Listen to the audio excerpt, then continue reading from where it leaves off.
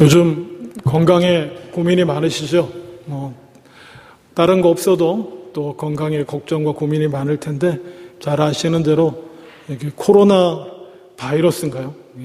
인플루엔자인지 바이러스인지 정확히는 모르겠습니다. 감기니까 하여튼 이 코로나 때문에 또 여러 가지 근심 걱정이 많을 거라고 생각합니다. 근데 혹시 이번에 나오는 여러 가지 뉴스들 가운데 리원양이라고 하는 중국인 이사분에 대한 뉴스 혹시 보신 적 있으십니까? 리원양, 중국 발음인데 한국어로 한자로 한국 한자로 이씨더라고요. 이씨. 하여튼 리원양이라고 하는 분이 어떤 사람이냐면은 이번에 코로나 바이러스 발원지가 어디입니까? 우한이거든요. 그 우한에 있는 가장 큰 병원, 우한병원 안과 과장인데 이 양반이 처음으로 이 코로나 바이러스로 인한 발병자를 발견하고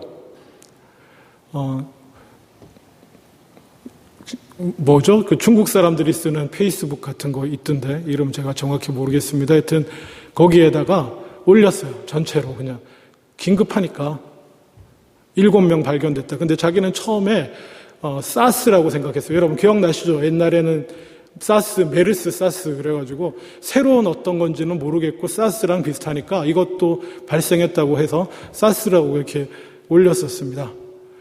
그렇게 긴급히 올리고는 이 양반이 사라져요. 상상하시겠지만 중국 공안이 와서 잡아갑니다. 이 사람을. 잡아가서 한참 있다 풀려나요.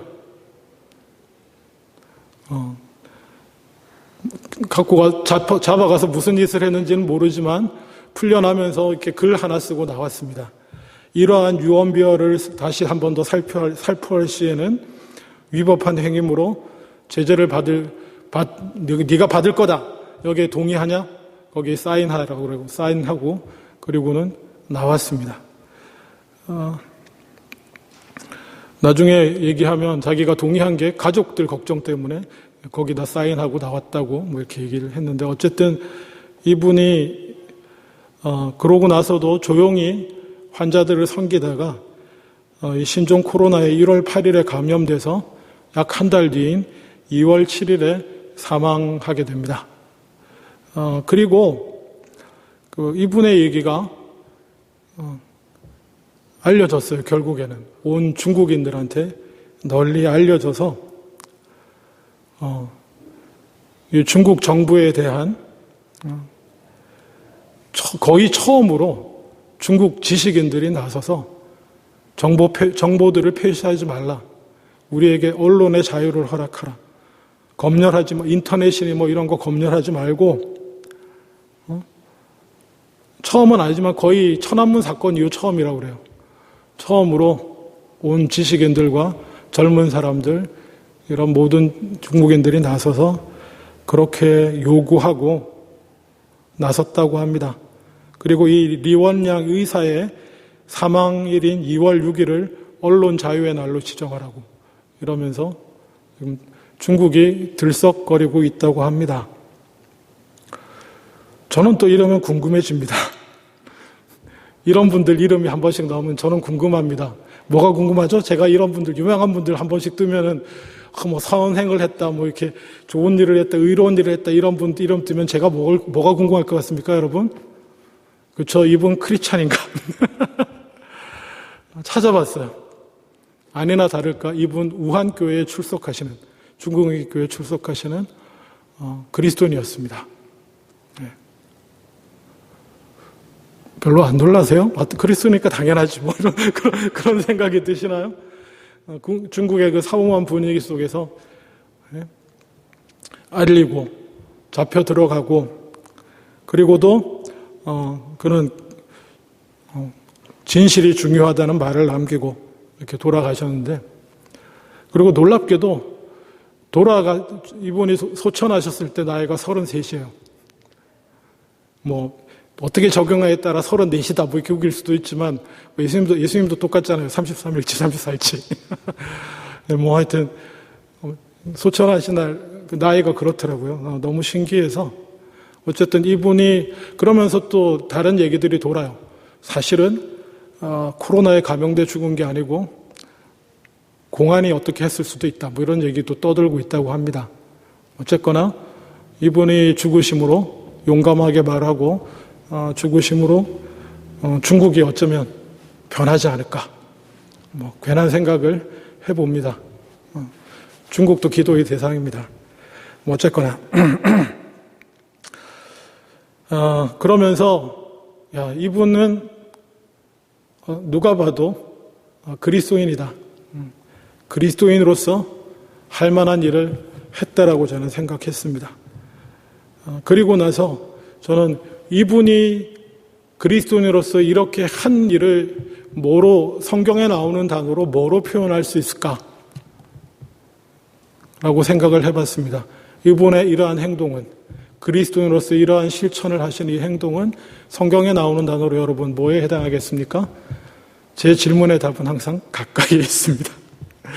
뭘 것 같아요? 저는 덕이라는 단어를 떠올렸습니다. 그리스도인의 덕입니다. 그리스도인의 덕.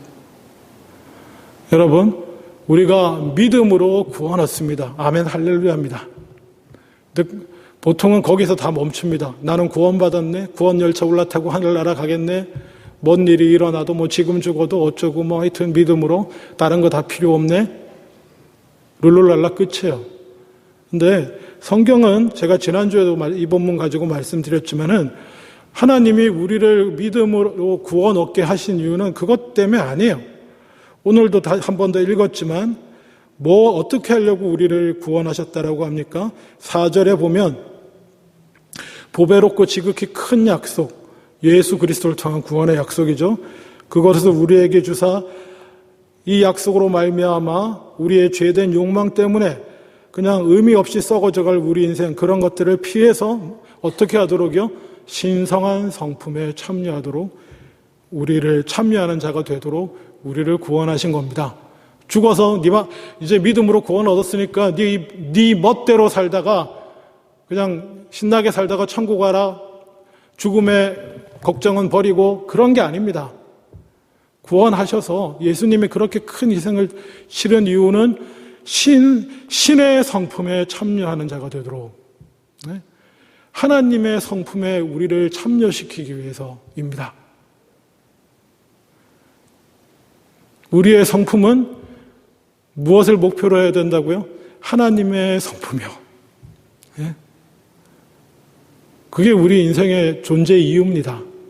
존재 목표예요. 하나님의 성품에 참여하도록 하는데 그 첫걸음이 뭐냐면 하나님의 성품에 다가가기 위한 구원받은 자들이 하나님의 성품에 다가가는 첫걸음이 덕입니다. 덕을 갖추는 것입니다. 그런 의미에서 덕이 뭘까요? 성경에는 이 덕이라는 단어가 사실 좀 이 헬라어로 쓰인 덕이라는 단어는 여러 가지 복합적인 의미가 있어서 참 조금 애매합니다. 그냥 덕이라는 단어로 쓸 때는 또 다른 단어를 쓰고요. 덕을 세운다, 서로 덕을 세우라 이렇게 동사형으로 쓸 때는 또 완전히 다른 단어를 써요. 헬라어에서, 성경에서. 그래서 이 두 개를 어떤 의미일지 뭐 골치 아플 수도 있지만 덕이라는 단어의 근본적인 의미는 뭔가 성품과 관련되어 있는 것 같잖아요. 그죠? 이게 그리스 사람들이 덕이라는 단어를 쓸 때 덕이라는 한 단어로 떠올리는 성품이 있습니다. 그게 뭘 것 같습니까? 이게 갖춰야 할 덕목이다 할 때 그 덕이거든요. 갖춰야 할 덕 쪽으로 딱 제일 처음 이 단어로 떠올릴 수 있는 것은 용기입니다. 용기. 생소하죠. 용기라는 단어가. 근데 헬라어가 그리스 글자라는 걸 기억하셔야 됩니다. 그리스 사람들이 스파르타, 아테네 막 이러는 그리스 사람들에게 있어서 인간이 갖춰야 할 덕 이러면 떠올리는 첫 번째가 이 단어 버추, 영어로는 버추가 되나? 뭐 하여튼 이 단어로 떠올리는 그 첫 번째는 용기라는 것입니다. 믿음에 덕을 더하라 그럴 때 우리는 결론적으로 뭔 얘기를 많이 합니까? 덕은 저도 옛날에 이렇게 정의한 적이 있습니다. 덕을 뭐라고 했습니까? 사람들 사이에 선한 거, 그렇죠? 윤리적으로 선한 일들, 좋은 것들을 하는 이런 것, 것이라고 말씀드렸는데, 예, 맞습니다. 윤리적으로 선하고 좋은 일을, 결론적으로는 그렇게 되는데, 덕을 세우는 것의 첫 단계가 좋은 성품을 갖추는 거예요. 엄밀한 의미로. 이 덕이라는 단어는 사람이 마땅히 갖춰야 될 성품. 그러니까 제가 의미가 복잡하다 그랬잖아요. 원래 단어의 의미가 갖추는. 그래서 이게 뭐냐 하면 어떤 물질이나 사람, 어떤 물건의 존재의 목적이 확실하게 나타나게 되는 것. 이거를 가리키는 단어예요. 이 단어가, 덕이라는 단어가. 그래서 인간에게 적용되면 이 덕이라는 단어가 어떻게 되겠습니까? 인간의 존재 목적이 확실하게 드러나게 되는, 그러니까 인간이 갖춰야 할 성품이 탁월하게 드러나게 되는 어떤 것이라고 말할 수 있습니다. 덕. 물건으로 치면 품질이고요. 사람으로 치면 뭐라고 그랬습니까? 성품, 품성. 그게 덕인데, 이 덕의 항목에 대해서 말하려면 많이 있습니다. 뭐 성령의 열매부터 해서 쭉 이렇게 얘기할 게 많이 있지만, 원래 이 덕이라는 단어가 포괄하는 본질적인 것은 용기예요. 용기. 저는 이 이월량 이사로부터 덕을 보았습니다. 그리스도인의 덕. 그건 뭐냐? 용기요. 하나님을 더 두려워하는 경건으로 인해 갖는 용기. 중국 정부나 공안을 두려워하는 게 아니고 하나님의 말씀으로 하나님의 뜻 안에서 본다면 이건 알려야 된다. 이건 알려야 된다. 라고, 그리고 실천하는 것. 알려야 된다 생각하는 거는 누구나 할 수 있어요. 그죠? 이거는 알려야 되는 건데, 알려야 되는 건데,는 그리스도인이라면, 성경적으로는 이거 알려야 되지. 하지만 그것을 실천하기 위해서 뭐가 필요합니까? 용기가 필요합니다. 그게 덕이에요. 믿음에 덕을 더하라는 건 그 믿음으로 깨달아 알고 있는 것들을, 그 믿음으로 내가 성령을 통해 깨닫고 알게 된 것을 실천할 수 있는 성품을 갖추는 것입니다. 그게 덕이에요. 한 가지씩. 모든 삶의 방면에서 한 가지씩 하나님 안에서 깨달은 게 뭐 나쁜 일이겠습니까? 그게 다 좋은 일들이잖아요. 사람과 사람 관계에 있어서 진정으로 이루어져야 할 선한 것들을 실천하는 성품. 그게 덕입니다.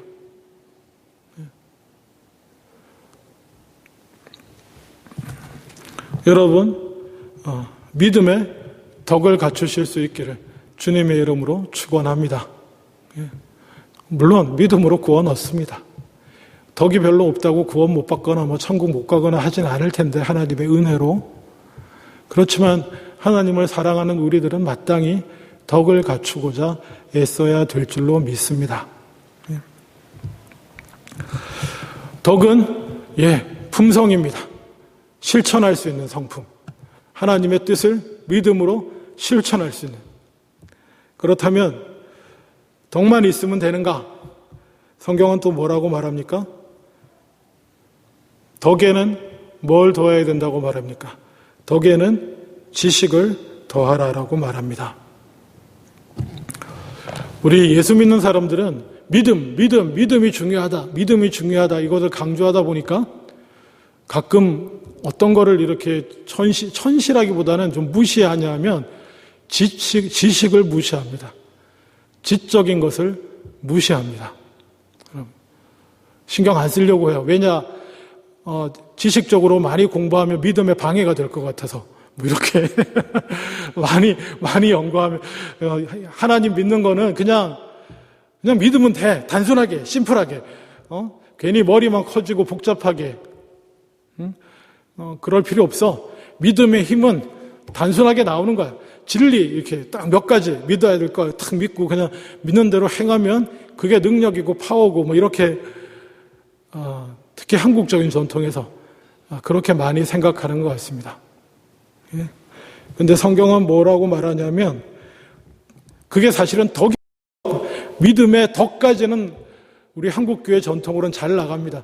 믿음으로 받았으면 몇 가지라도 용감하게 실행하는 거, 용감하게. 우리의 믿음의 조상들, 한국에서 이 신앙의 역사 100년 동안 우리의 믿음의 조상들이 대체로 한 것이 그런 겁니다. 한국 사람들의 특성이 그런 것 같아요. 믿음으로, 특히 그 믿음을 감정적으로 이해를 해서 이렇게 믿음으로 탁 와가지고 성령의 은혜로 감동이 팍 오면 그 다음에 물불 안 가립니다. 우리 그 전설 같은 유명한 목사님들 막 있잖아요. 그냥 아무것도 안 해. 그냥 오직 그 삼엄한 기독교를 핍박하는 일제시대 때도 그냥 길거리 뛰쳐나가서 예수 천당 외치고 막 이러는 분들. 믿음에 덕이 더해주신 분들. 용감합니다. 그렇지만 성경은 거기서 뭐라고 말하냐면 덕에는 지식을 더하라고 말합니다. 그래서 어떤 사람들이 이렇게 말합니다. 지식이 필요합니다. 상당히 양보해가지고 지식의 필요성을 인정하면서 그 지식이라고 한 것은 바울이 말한 것처럼 그리스도를 아는 지식. 그리스도를 아는 지식이 가장 고상하기 때문에 우리는 그리스도만 잘 알면 됩니다. 성경만 잘 알면 됩니다. 이렇게 주장하는 사람들이 있습니다. 예수만 알고 성경만 알고 다른 건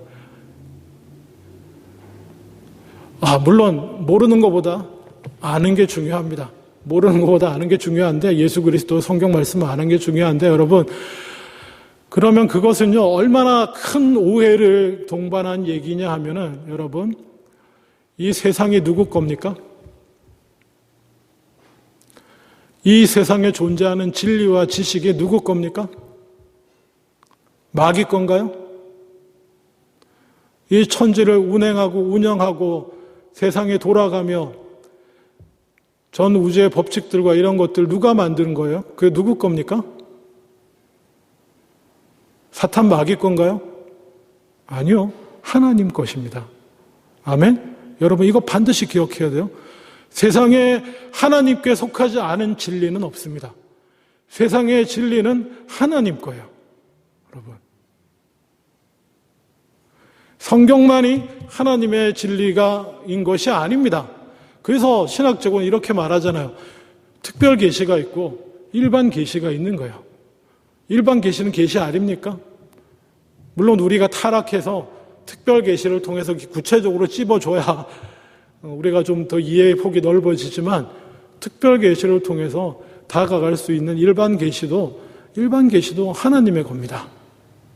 그래서 지식이라고 할 때는 하나님께 이 세상의 모든 것이에요. 모든 진리 그것이 우리가 알아야 할 지식입니다. 물론 우리에게 지식이 모자라고 부족해도 구원받는데 아무런 문제가 없습니다. 한글 깨치지 못해서 성경 못 읽지만 설교 말씀 한 말씀 듣고 예수 믿겠다고 그렇게 고백하고 나와도 구원 얻는데 아무런 문제가 없습니다. 하지만 그렇게 구원받았다면 제가 어떤 옛날 할머니 한 분 얘기를 들었는데 구원받고 나서 글을 배우셨어요. 왜요? 하나님 말씀을 읽고 싶어서 알고 싶어서 그렇게 되는 겁니다. 그렇게 나아가는 거예요. 구원받는데 아무 문제 없지만 믿음의 덕엔 지식을 그리고 성경 말씀을 알아서 나머지는 알기 싫다고요? 그럴 리가 없습니다. 천지를 창조하신 하나님을 알게 됐을 때 하나님의 창조하신 세상 하나님이 어떻게 만드셨는지 알아보고 싶은 거예요. 여러분 이건 제 얘기가 아니고 많은 학자들의 얘기입니다. 오늘날 세계를 누가 지배합니까? 솔직하게. 물론 이제는 이제 저울추가 이제 기울기 시작했는데 동양과 서양 중에 세계를 요 몇백 년 동안 세계를 지배한 곳이 어디입니까? 당연히 서양이죠. 여러분 우리가 입고 있는 옷만 보세요. 이거 다 서양이에요, 그냥. 뭐 안경이라든지 이런 거 전부. 근데 서양이 왜 동양보다 앞서 나가기 시작한지 아세요? 자연과학을 시작한 겁니다. 자연과학이 발달하기 시작했어요. 과학이 없었던 거 아니에요, 동양이. 동양이 과학이 없었던 게 아니지만 서양이 과학이 발달하기 시작합니다. 다들 인정하는 것 중에 하나가 서양이 과학이 발달한 것은 하나님을 믿게 되면서요. 언젠가 제가 창세기 강의할 때 옛날에 말씀드렸지만 창세기 1장이 왜 중요하냐면 그 당시 사람들은 태양을 신이라고 생각했습니다. 달도 신이고요. 강물이 막 힘차게 강물이 흘러 넘치는 강물만 보고도 강이 신이라고 생각했습니다. 강의 신이 있고 아주 강물이 흘러 넘쳐서 우리로 농사 짓게 해주고 그런 것들을 다 신이라고 생각하고 섬기는 그때에 하늘로부터 성경의 계시가 우리에게 주어져서 뭐라고요? 저거는 신이 아니고 하나님이 너희를 위해 만들어 놓으신 그냥 물체예요. 빛나는 물체. 해는 그냥 하늘에 띄워져 있는 빛나는 물체지 신이 아닌 거예요. 달도 마찬가지고 강물도 마찬가지예요. 여기서 과학이 나오는 겁니다. 여러분. 과학이. 그게 창세기가 첫 번째 갖는 의미예요. 창세기 1장은 우상 파괴 선언입니다. 하여튼 그래서 자연을 대상화하지 못하고 벗어나지 못하고 있을 때 하나님을 믿던 사람들은 저게 신이 아니고 그래서 과학이 시작되고 계속 하나님의 창조하신 우주 만물을 관측하고 가려고. 여러분 갈릴레오가 유명한 말씀하시죠? 갈릴레오가 지구가 돈다 그래가지고 교황청에 불려가가지고 뭐 어쩌고 이렇게 하다가 알겠습니다. 그러고 나와서 그래도 지구는 돈다. 뭐 이런 말이 유명해서 마치 갈릴레오는 하나님 안 믿는 사람처럼 생각하잖아요. 그렇지 않습니다. 갈릴레오도 신실한 크리스찬이에요, 여러분. 그 당시 과학자들은 전부 신실한 크리스찬들입니다. 뉴턴이요? 신실한 크리스찬이에요. 하나님을 아는 자로서, 믿는 자로서 하나님이 지으신 천지 만물에 돌아가는 법칙을 발견해내는 게 자기 소명이라고 생각한 사람들이에요. 갈릴레오도 마찬가지고요. 서양의 과학은 그렇게 발달하는 겁니다. 오늘날에 이제 뭐 이상한 과학자들, 유시를 하나님 믿지 않는 과학자들 많지만 원래는 그렇게 시작하는 거예요. 그래서 여러분 덕의 지식을이라고 했을 때 그 지식은 성경을 물론 특별 계시에 대한 지식도 중요하고 그것을 포함한 모든 것입니다. 그래서 우리의 자녀들은 마땅히 공부를 해야 돼요. 성경만 다 외우면 다 되는 게 아닙니다. 마땅히 하나님이 지으신 세상을 이해할 수 있도록 가르쳐야 돼요. 하나님이 다스리시고 지금도 살아서 섭리하시고 운행하시는, 그래서 역사도 가르쳐야 되고요. 가르쳐야 됩니까? 우리도 역사도 알아야 돼요. 뭐 자연과학만 알아야 되나요? 아니요. 우리는 하나님의 형상으로서 이 땅을 다스릴 책임을 받고 원래 이 땅에 존재하는 사람들이에요. 하나님의 형상이 이미 제가 말씀드렸잖아요. 그렇죠? 그렇죠. 그래서 이 땅을 관리하고 다스리고 하나님 뜻대로 운영하려면 어떻게 해야 돼요? 알아야 되는 것입니다. 덕의 지식을 더하라는 건 넓게 보면 여기까지 해당하는 거예요. 좁게 보면 어떤 거냐 하면은, 좁게 보면은 이런 말이 있습니다.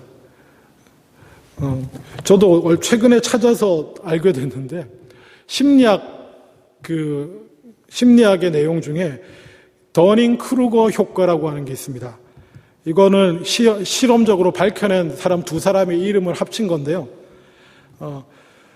코넬 대학교 심리학과 데이비드 더닝 교수와 그리고 그때 학생이었던 석사와 대학원 학생이었던 것 같은데 저스틴 크루거라고 하는 이 두 사람이 함께 심리학 실험을 한 게 있습니다. 그래서 나온 결과를 더닝 크루거 효과라고 하는데, 그냥 알아듣기 쉽게 말씀드리면 이분들이 재밌는 걸 했어요. 뭐냐 하면 무식하면 용감하다는 말을 실험적으로 심리학적으로 접근해서 정말 그런지 사람들이 무식하면 정말 용감한지를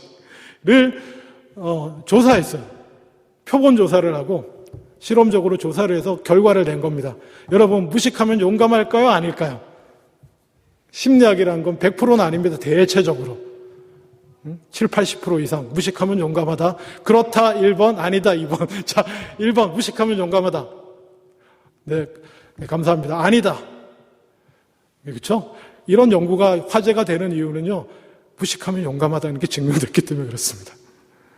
찾아보세요. 더닝 크루거 효과라고. 뭐 실험 방법 막 이렇게 여러 가지 있는데 막 읽다가 피곤해 몰라 나는 그냥 이게 증명됐다 이렇게 하면 된 거야. 증명됐어요. 이게 무슨 얘기냐면 무식하면 용감하게 행동하고 용감하게 상처를 줍니다. 용감하게 관계를 깨뜨리고요. 그리고 이렇게 무식해서 용감한 사람에게 뭘 해주기가 가장 힘드냐면 여기 실험 결과에 나오는 얘기입니다. 뭘 해주기가 가장 힘드냐면 네가 그렇다라는 걸 깨닫게 해주는 게 제일 힘들대요. 네가 몰라서 용감한 거다라는 걸 깨닫게 해주는 게 제일 힘들대요. 이 사람들. 다 실험 결과예요. 실험 결과. 이분들의 실험의 그 항목 중에 나와요. 이게.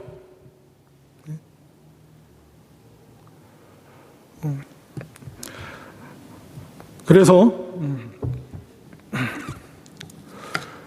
알아야 됩니다. 네. 예수 믿는 믿음도요. 하나만 아는 한두 개만 알고 막 용감한 사람이 제일 무서워요. 네. 신앙의 측면에서도 넓게 많이 깊이 아셔야 돼요. 깊이 넓게 골치 아파. 고등학교 졸업하고 공부는 끝난 줄 알았는데 아니요. 인생이 공부입니다. 인생이. 그리스도인들은 배워가야 돼요. 신앙적인 측면에서도 책을 읽고 물론 신앙적인 책뿐만 아니라 다방면으로 이렇게 책 읽으세요. 재밌는 소설 이런 것만 읽지 말고요. 또 신앙서적도 읽으면 주로 이렇게 감동적인 간증, 에세이 이런 것도 좋습니다. 그것도 폭을 넓혀가는 거니까. 하나님은 이 사람에게는 이렇게 역사하셨구나, 이렇게 그것도 좋아요. 안 읽는 것보다 읽는 게 좋습니다. 폭을 넓혀가세요. 다양하게. 저는 깊이는 모르겠지만 폭음 넣었다고 자부하는 사람 중에 한 명인데, 하여간 폭이라도 넓히고 또 깊이도 깊게 나아갈 그렇게 알아가십시오. 왜냐하면 그리스도인으로서 마땅히 그렇게 해야 됩니다. 그래야지 세상을 이해할 수 있고 다른 사람을 이해할 수 있고요. 이해해서 뭐 하게요? 잘 섬기려고요. 네? 안 믿는 사람은 왜 저러고 살까를 이해하고요. 왜 안 믿을까도 이해하고요. 그런 거가 다 그런 힌트가 물론 성경에도 있지만 다른 밖에도 있어요. 그렇게 저렇게 읽어나가 그래서 지식을 더하라고 말합니다. 성경적인 지식도 더하고. 그래서 빌립보서 1장 9절에 보면 이렇게 얘기하고 있습니다. 내가 기도하노라 너희 사랑을 지식과 모든 총명으로 더욱 풍성하게 해가라고 말합니다. 믿음도 있고 그래서 사랑이 넘치고 덕도 있는데 용감하게 실천할 덕도 있는데 거기까지만 가면 되게 위험한 거예요. 되게 위험합니다. 거기에 뭘 더해야 됩니까? 지식을 더하고 총명은 판단력이에요. 분별력, 판단력. 분별력과 판단력은 어디서부터 옵니까? 물론 지혜로부터 올 수도 있는데 지혜는 지식 없이 나오는 건 아니에요. 경험적 지식이라도 쌓여야 지혜가 나옵니다. 그래서 지식과 총명으로 풍성하게 만들어 가라고 성경은 말합니다. 그리고 골로새서 3장 10절에는 거듭난 우리들에 대해서 새 사람을 입었으니 이는 자기를 창조하신 이의 형상을 따라서 지식에까지 새롭게 하심을 입은 자다 이렇게 말해요. 우리가 거듭나는 거는 우리의 영혼만 거듭난 것 같잖아요. 아니면 어떤 우리의 믿음, 감정 정도만 거듭난 걸로 생각하는데 아니요. 성경 분명히 말합니다. 너희의 지식에 이르기까지 온전히 다 거듭나져야 된다. 믿음은 지식의 영역에까지 해당하는 거예요.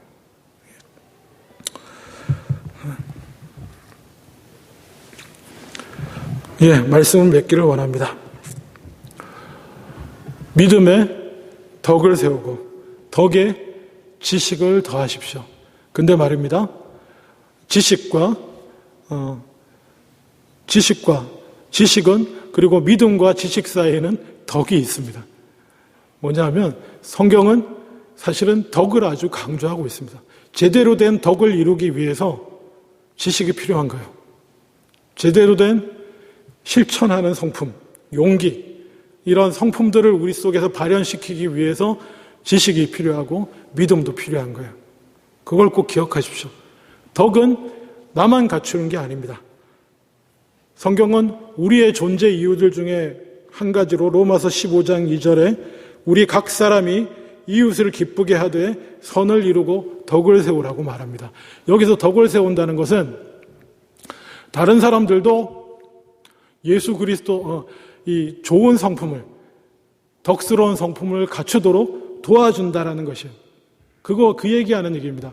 물론 덕을 세운다라고 하면 우리는 일반적으로 이렇게 서로 이렇게 거슬리지 않고 이렇게 상처 주지 않고 좋은 게 좋은 일들을 행한다 이렇게 이해할 수 있지만, 원래 그 성경적인 의미는 서로 덕을 세우라는 것은 나도 하나님의 성품에 동참하려고 애를 쓰고 다른 사람도 하나님의 성품에 들어갈 수 있도록, 그가 그 귀한 성품을, 아름다운 성품을 갖고 낼 수 있도록 도와주라는 거예요. 덕을 세우라. 여러 군데서 말합니다. 고린도전서 8장 1절에 우상의 제물에 대하여는 우리가 다 지식이 있는 줄 아나 지식은 교만하게 하며 사랑은 덕을 세운다. 역시 덕을 세울 것에 대해서 말하고 있습니다. 그리고 지식의 위험성 중에 하나는 뭐예요? 교만하게 될 수 있습니다. 그래서 오늘 나누지 않았지만 지식에는 뭘 더하라고 성경은 말합니까? 6절에 지식에는 절제가 필요한 겁니다. 좀 알면은 내가 아는 거 좀 막 알리고 싶고 아는 대로 막 하고 휘젓고 싶은 마음이 생길 때 절제가 필요한 거죠. 교만해지고. 어쨌거나 그 얘기는 또 언제 할 기회가 있을 테고요. 우리는 덕을 세워야 합니다.